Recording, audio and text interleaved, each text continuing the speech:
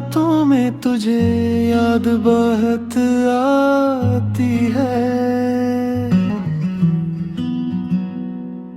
खामोश फजाओं में तेरी ही सदा गूंजती है। मेरी सांसों में बसे वो लम्हे अब रीत की तरह हाथों से फिसलते जाते हैं। तू चला गया तो दिल से रंगी रुखसत हो गए, आंगन में जो हंसी थी वो आंसू बनकर बहने लगी। काश तू जान पाता कि तेरे बना मैं क्या हूँ, एक खाली सा जिस्म, एक अधूरा सा मैं हूँ।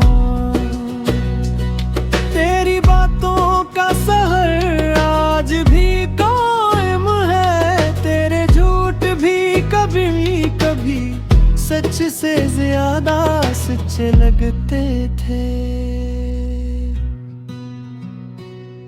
मेरे जख्मों की तह में सिर्फ तेरा नाम लिखा है, और जख्म भरने को आज भी तू कहीं आस पास नहीं।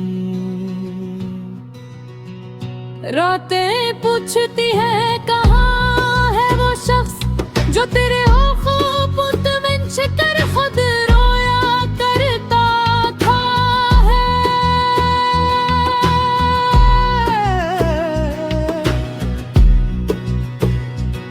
दिल कहता है लौटा, मगर अक्ल कहती है छोड़ दे। मगर मैं इन दोनों के बीच टूट सा गया हूँ। अगर कभी वापस आना चाहे दिल, याद रखना कि मैं अब भी वही खड़ा हूँ जहाँ तू मुझे छोड़ कर गया था।